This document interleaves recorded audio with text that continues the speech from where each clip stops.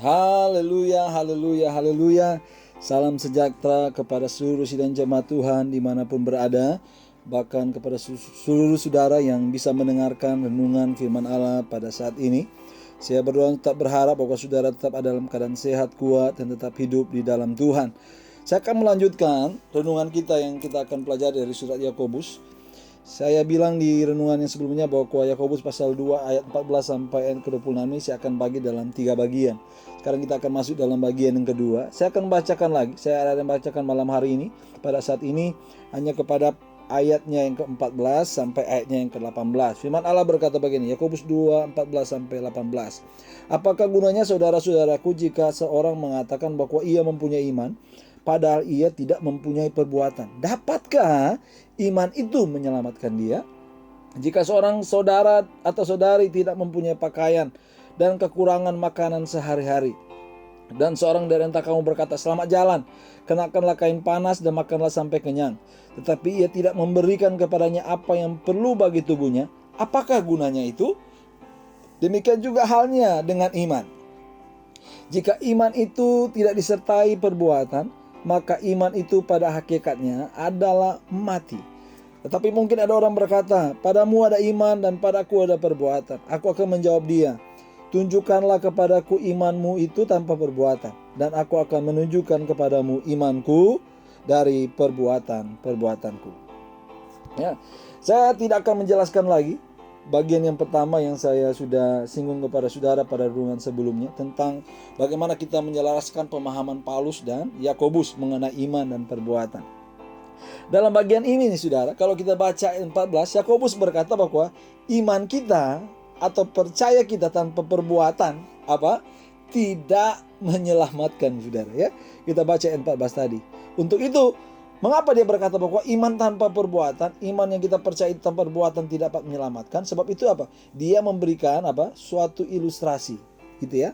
Dalam ayat 15, ayat 16 dia berkata begini, 15, jika seorang saudara atau saudari tidak mempunyai pakaian dan kekurangan makanan sehari-hari, dan seorang dari antara kamu berkata, selamat jalan, kenakanlah kain panas dan makanlah sampai kenyang, tetapi ia tidak memberikan kepadanya apa yang perlu bagi tubuhnya, apakah gunanya itu?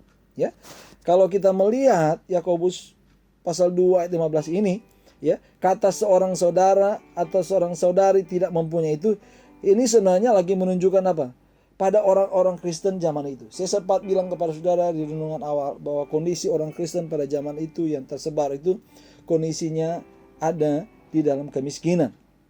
Ayat 16 dia bilang begini, ya. Ini menunjukkan bahwa orang yang hanya ngomong doang, ya, tetapi tidak melakukan apa-apa, ini sama sekali tidak ada gunanya. Demikian juga dengan orang yang cuma mengaku percaya atau ngomong doang saudara, tetapi tidak mempunyai perbuatan baik, gitu ya.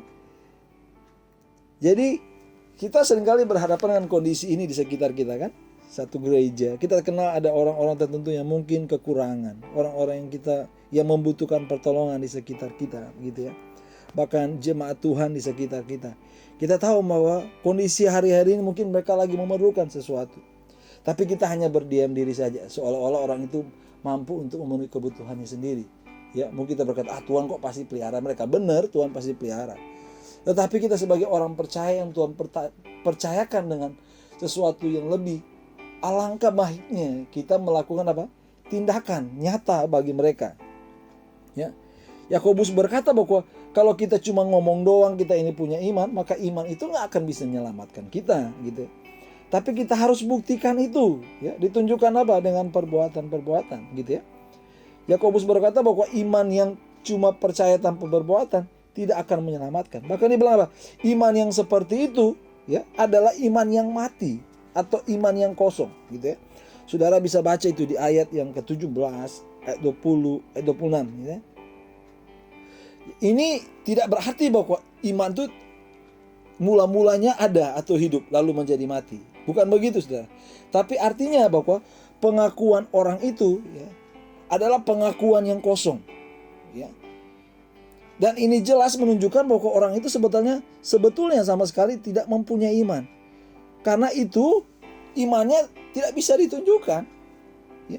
Kalau kita cuma ngomong tanpa perbuatan, sebenarnya dia bilang, lu cuma ngaku, ya, dan pengakuanmu itu kosong kalau lu nggak buktikan. Ya. Kita bilang kita mengasihi orang-orang, kita mengasihi jemaat Tuhan, ya, orang-orang di sekitar kita, ya, sesama jemaat Tuhan, tapi kita nggak melakukan apa-apa buat mereka yang lagi membutuhkan, ya, maka iman kita itu apa? Kosong sebenarnya. Ayat 18 berkata begini, tetapi mungkin ada orang berkata, ya, mungkin ini apa yang Yakobus coba gambarkan, mungkin ya kita juga lagi melakukan itu kan, saya dan saudara gitu ya. Tapi mungkin ada orang berkata, padamu ada iman dan padaku ada perbuatan. Maka Yakobus bilang, aku akan menjawab dia, tunjukkanlah kepadaku imanmu itu tanpa perbuatan, dan aku apa? Akan menunjukkan kepadamu imanku dari perbuatan-perbuatanku. Ya.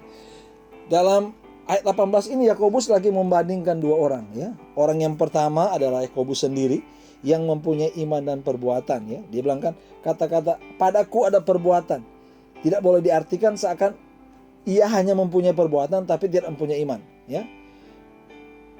Tetapi dia lagi menggambarkan bahwa aku akan menunjukkan imanku nih, ya, dan perbuatan-perbuatanku. Jadi jelas banget bahwa dia bisa menunjukkan imannya tapi juga perbuatan. Orang yang kedua hanya mempunyai iman dalam mulut, ya. Orang ini tidak menunjukkan imannya, ya. Kenapa? Sebenarnya memang lagi tidak ada, saudara, gitu ya. Orang, wah saya punya iman, tapi coba bilang, mana buktimu kalau lu punya iman, gitu ya. Ya. Kalau kita mengaku kita punya iman, tapi kita nggak tunjukkan dengan perbuatan, ya.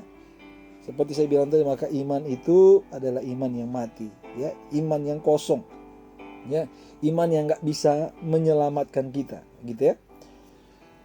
Terus dia bilang, saudara, bahwa iman yang cuma di mulut tanpa membuktikan, ya. Kalau kita baca di ayat yang ke-19, ya, Yakobus menyamakan iman itu seperti dengan apa? Maaf, saya harus bilang, imannya setan.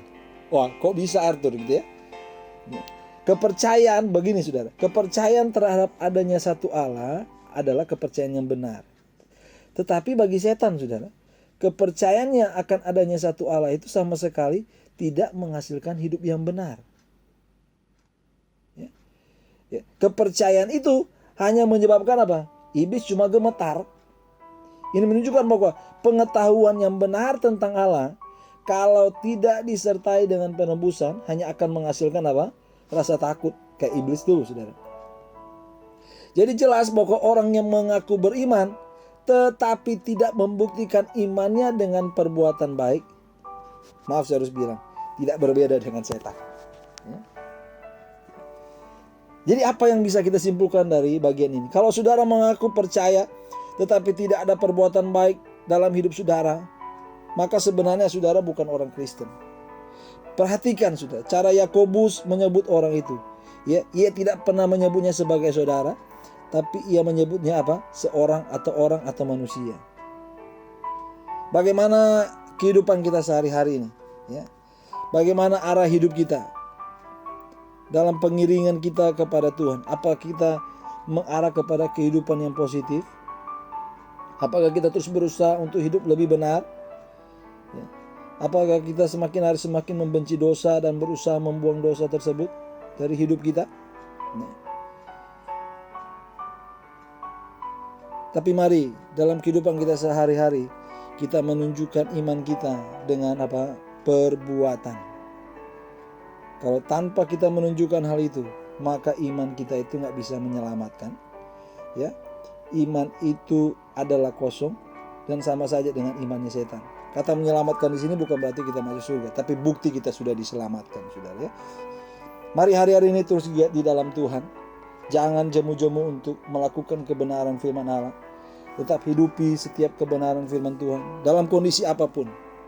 Ya, dalam kondisi apapun kita hari ini, tetap percaya bahwa pemeliharaan Tuhan selalu ada dalam hidup saya dan saudara. Puji Tuhan, saya tidak panjangkan renungan ini. Sampai ketemu lagi di renungan-renungan berikut.